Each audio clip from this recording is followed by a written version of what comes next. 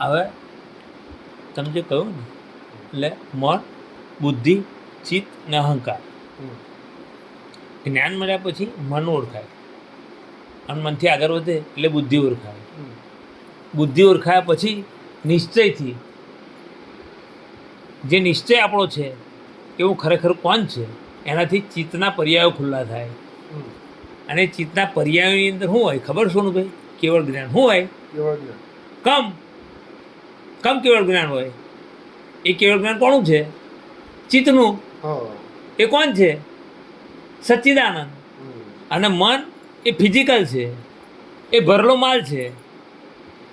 અને બુદ્ધિ એ રિલેટિવમાં છે, રિયલમાં છે. રાઈટ કે રોંગ? અને એને પાર કરી જઈએ એટલે મન પછી બુદ્ધિ, અને બુદ્ધિ પછી શું આવે? ચિત્ત. તો ચિત્ત એ શું છે? Ultimate goal.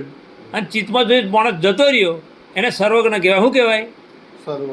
સર્વજ્ઞેયનો જ્ઞાતા. અનંતા જ્ઞેયોને જોવામાં પરિણામેલી અનંતી અવસ્થાઓમાં હું સંપૂર્ણ શુદ્ધ છું, સર્વાંગ શુદ્ધ છું. આ શબ્દ છે એ અનુભવનો જવાનો છે. અનુભવ કોણ કરે? બુદ્ધિ નહીં કરતી, દર્શન. અને દર્શન એ સાહેબ મન, બુદ્ધિ અને ચિત્તની અંદર જઈ અને ચિત્તના પર્યાયો ખુલ્લા થાય અને કેવળ જ્ઞાન કહેવાય. શું કહેવાય? અને એને સર્વજ્ઞ પુરુષ કહેવાય. શું કહેવાય સોનુભાઈ? સર્વજ્ઞ પુરુષ. એટલે હું સર્વજ્ઞેયોના જ્ઞાતા. કયા જ્ઞેયો? કે અજ્ઞાનથી થયેલા જ્ઞેયો જ્ઞાને કરીને અનુભવમાં આવે છે અને એ અનુભવ શેર કરે છે, એને અનુભવી પુરુષ કહેવાય. એમાં કોઈ વ્યક્તિવાદ જ્ઞાતિવાદ નહીં આવતો. એમાં સચ્ચિદાનંદ સ્વરૂપ છે. શું છે? એટલે સોનુભાઈ આ વિજ્ઞાન છે. અને આ વિજ્ઞાનની અંદર આ બહાર બધો જે પુરુષાર્થ કરીએ ને એનાથી ધર્મ થાય, અને અંદર પુરુષાર્થ કરે ને એટલે વિજ્ઞાન ખુલ્લું થાય. શું થાય? વિજ્ઞાન અંદર મહેનત કરવાની છે અને બહાર બધી મહેનત કરવાની છે ને એ ચંદુ થઈને કરવાની છે. અને અંદર જે મહેનત કરવાની છે ને એ શુદ્ધાત્મા થઈને કરવાની છે. કોણ કરે સાહેબ? બધાને સુખ જોવે, ચંદુ થઈને ફરવું છે.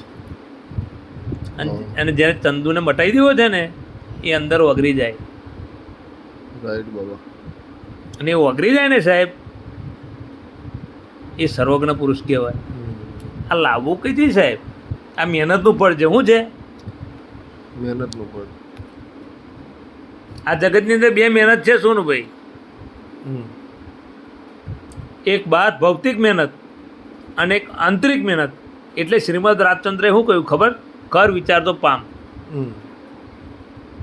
આવું લોકો બાહ્ય ક્રિયાઓની અંદર, બાહ્ય જીવનની અંદર, બાહ્ય સુખ સાહેબીની અંદર વિચાર જ, પણ ખરેખર હું કોણ છે એ કોઈ વિચાર્યું નહીં. અને આ જગત કયા આધારે ચાલે છે ને એ કોઈ વિચાર્યું નહીં. એટલે કવિરાજના પદોની અંદર છે, કરે છે કોને જાને ઉકલ છે કાયમી કોયડો. હવે કરે છે કોણ એ જાણ્યું મેં તો હું જ જાણનારો. તો હું કોણ? હું એમાં હું કોણ? તક મારે અજ્ઞાન નાશ કરવાનો છે. તો હું જીગો ન હોય તો જીગા નાશ કરીશ કે બહાર બધા લોકોનો નાશ કરીશ? તક હું મને જ નાશ કરીશ. તક હું કોણ? તક મેં જ બનાવેલો અજ્ઞાનથી ઊભો થયેલો આ પડછાયો છે. મન વચન કાયા શું છે સોનુભાઈ? પડછાયો, છાયામાં આવ્યા છે. અને છાયામાંથી હું નીકળી ગયો. કમ? તક મેં એને અનુભવ કર્યો. રિસર્ચ એન્ડ ડેવલપમેન્ટ લેબોરેટરીની અંદર દાદા ભગવાને જે શુદ્ધાત્મા પદ આલ્યું એ શુદ્ધાત્મા પદ એને સાર્થક કર્યું. કેવું કર્યું? સાર્થક કર્યું. અને જગત કલ્યાણ કર્યું. કયું જગત કલ્યાણ? તો કે મન વચન કાયથી હું મુક્ત થઈ અને કેવળ થઈ ગયો. હું થયું? કેવળ. અકર્મ માર્ગે મોક્ષ જ અનુભવ થાય, અંદરના ધ્યાન ઉપર અવતાર થાય. રાઈટ બાબા. લોકો બહારની પડી છે, અંદરની કોઈ પડી નહીં. અંદરની પડી હોય ને સાહેબ તે પરમાત્મા પ્રગટ થઈ જાય. આપણી અંદર જે સુખ છે ને સાહેબ છલો ભરેલું, પણ લોકોની વેલ્યુ દેહાધ્યાસની છે, આત્મધ્યાસની નહીં. અને આત્મધ્યાસ એ શું છે સાહેબ? પુરુષાર્થનું ફળ છે. શું છે? પુરુષાર્થનું ફળ. દાદા ભગવાનના અનંત અવતારના પુરુષાર્થનું ફળ એ કેવળ જ્ઞાન ખુલ્લું થયું. મહેનત વગર ફળ ના મળે. ક્રમિક હોય કે અક્રમ હોય, મહેનત કરવી પડે. પણ કઈ મહેનત? તક બહાર મહેનત કરવાની એ બૌદ્ધિક છે અને અંદર મહેનત કરવાની એ પ્રજ્ઞા છે.